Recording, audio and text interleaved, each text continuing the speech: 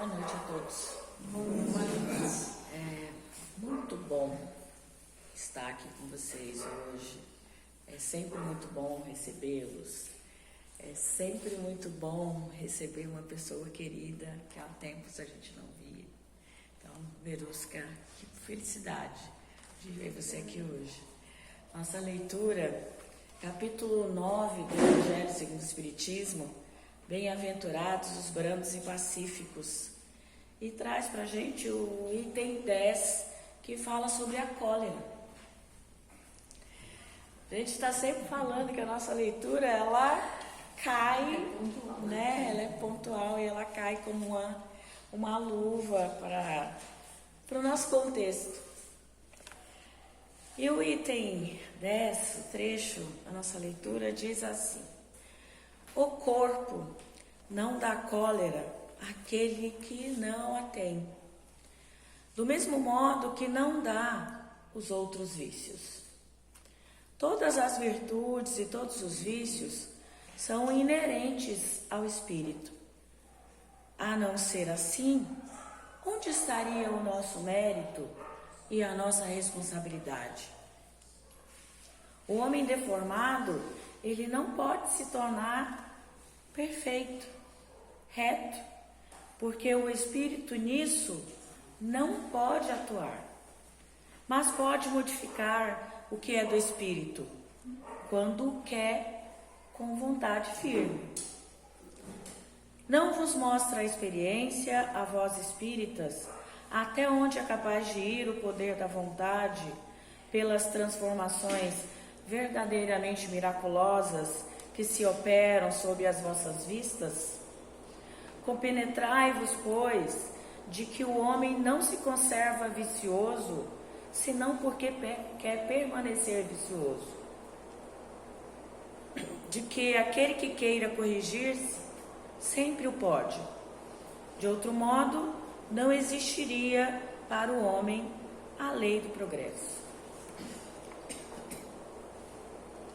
A nossa reflexão hoje, com base no livro Renovando Atitudes, vem falar sobre os velhos hábitos. Em primeiro lugar, é necessário conceituar que vícios são dependências vigorosas e profundas de uma pessoa que se encontra sob o controle de outras ou de determinadas coisas. Portanto, deve ser considerado como vício não apenas o consumo de tóxicos e de outros produtos de origem natural ou sintética. O conceito de vício é muito mais amplo. Analisando com profundidade, podemos interpretá-lo como atitude mental que nos leva compulsoriamente à subjugação a pessoas e situações. Então, quando a gente se refere à questão do vício, que é inerente ao ser humano, que está presente com a gente, que a gente pode até dizer que nasce conosco. Eu tenho uma tendência a ter um vício. O alcoolismo, meu pai é alcoólatra, ou minha mãe é alcoólatra, então eu tenho uma tendência. Provavelmente nasci com esse vício, só que eu tenho escolhas. Diferente de um defeito físico. Nasci com paralisia cerebral, que me deixou numa situação de cadeira de rodas. Não vai ser por minha vontade, no estalar de dedos, considerando o poder da minha fé, que eu vou endireitar a minha coluna num estalo e começar a caminhar. Agora o vício não. O vício depende de mim. E o vício não é apenas as substâncias químicas, naturais ou sintéticas. Vai além disso. Portanto, deve ser considerado como vício todos esses consumos de substâncias tóxicas, mas a gente deve ampliar esse conceito.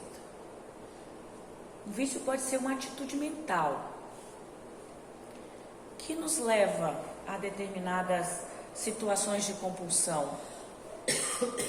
Muitos de nós aprendemos a ser dependentes desde cedo, dirigidos por adultos superprotetores que nos imprimiram clichês psíquicos de repressão que se refletem até hoje como mensagens bloqueadoras dentro de nós que não nos deixam desenvolver o senso de autonomia e de independência.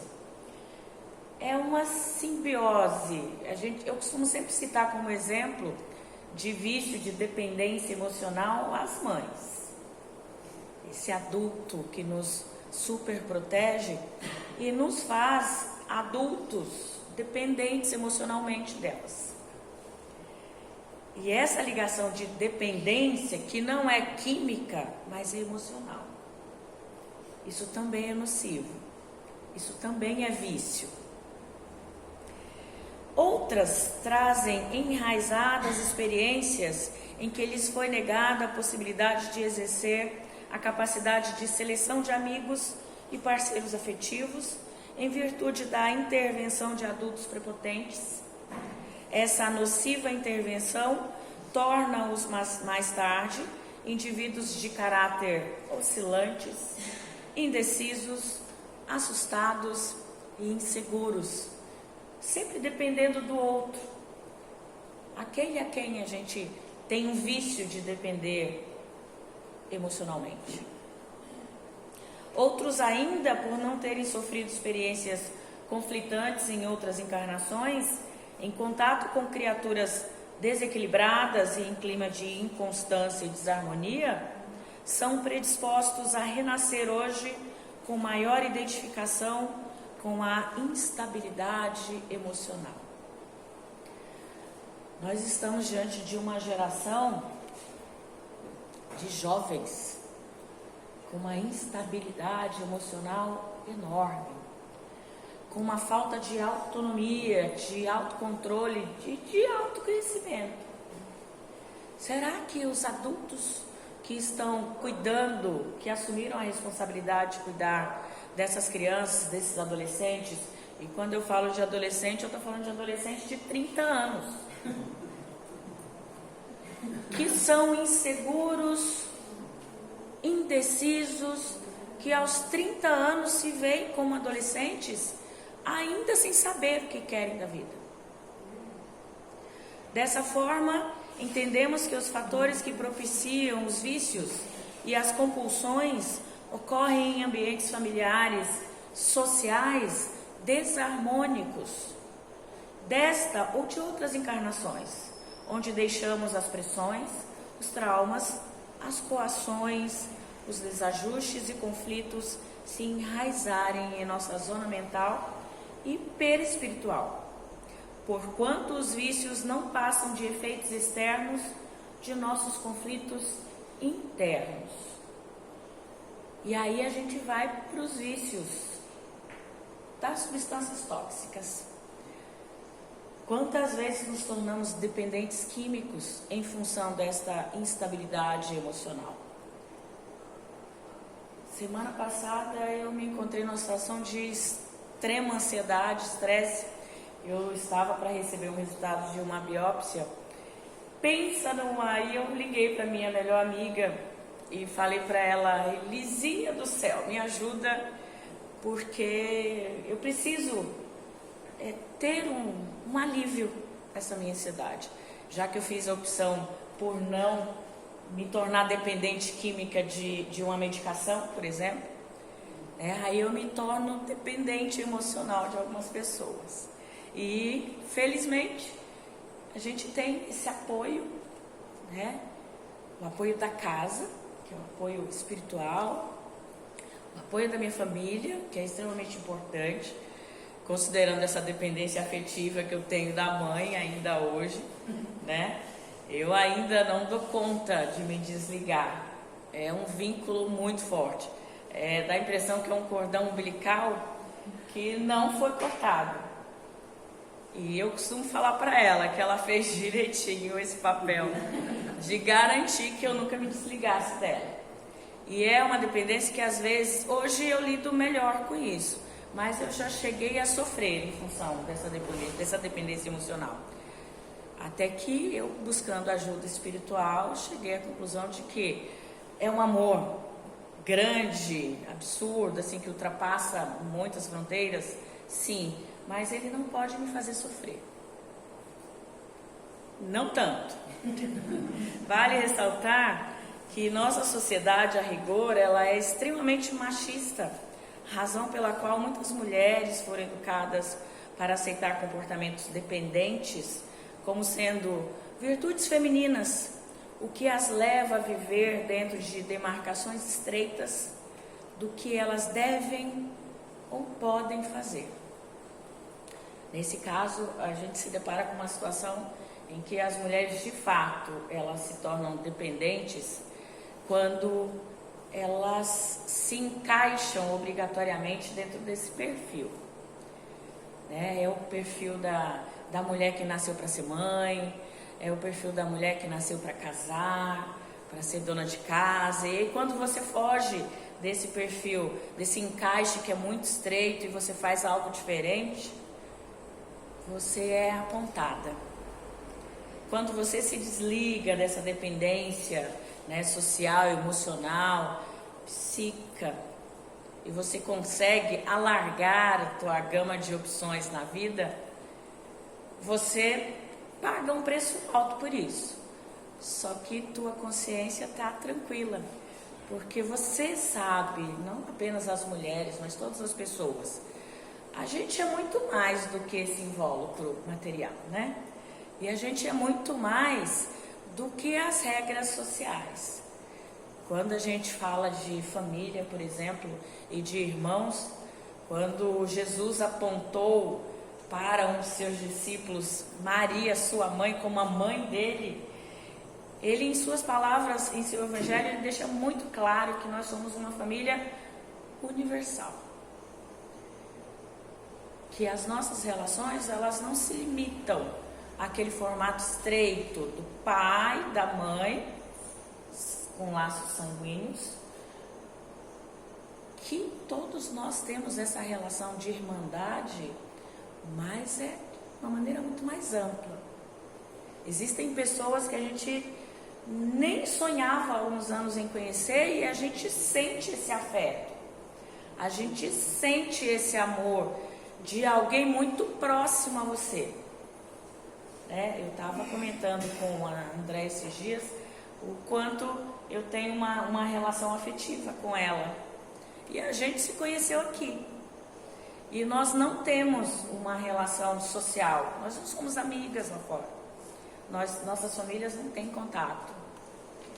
Mas a espiritualidade e a lei da reencarnação explica isso pra gente. Não é à toa que estamos aqui hoje e que nós fazemos parte de um grupo que se encontra toda semana e se encontra em função desses laços afetivos. Eu não sei como é que é nos corações de vocês, não sei como é que os espíritos de cada um aqui sentem, mas é um laço muito forte. É uma dependência, mas é uma dependência que a gente pode considerar saudável. Nós estamos dando conta, inclusive, de não estreitarmos, não termos tempo para estreitarmos esses laços. Que, aliás, a gente não tem tido tempo para ter essa afetividade nem com a família consanguínea. O vício do álcool, da nicotina, dos jogos diversos ou drogas farmacológicas são formas amenizadoras que compensam momentaneamente as áreas frágeis de nossa alma desestruturada, nos aliviam as carências, as ansiedades, os desajustes, as tensões psicológicas e reduzem os impulsos energéticos que produzem as insatisfações e o chamado mal-estar interior. Existem saídas.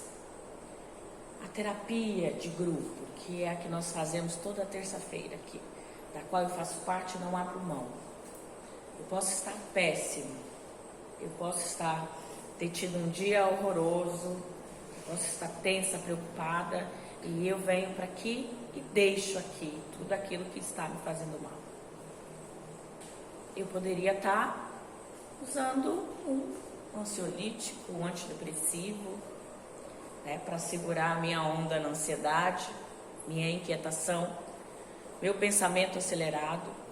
Mas eu fiz uma opção por estar aqui e ser voluntária e fazer o meu autotratamento e me tratar coletivamente e espiritualmente. Porque quando a gente vê o dependente químico, eu me lembro de ouvir certa vez do meu pai que a gente tem sempre um preconceito com relação ao drogado, ao alcoolizado, né?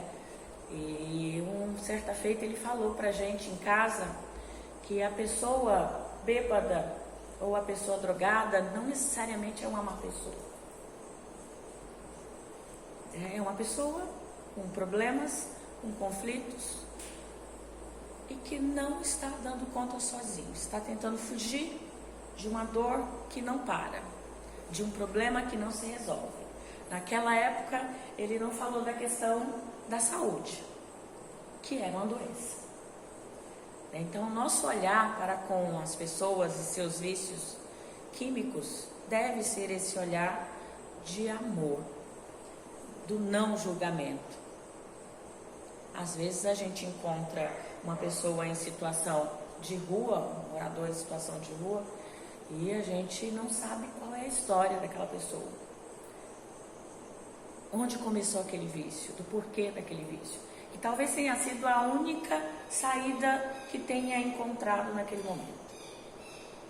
E quantas pessoas com vícios em substâncias tóxicas nós temos aqui em Peruíbe, que é uma cidade pequena, que nós enxergamos, porque nas grandes cidades a gente não tem esse luxo, mas aqui nós enxergamos e infelizmente não podemos fazer nada.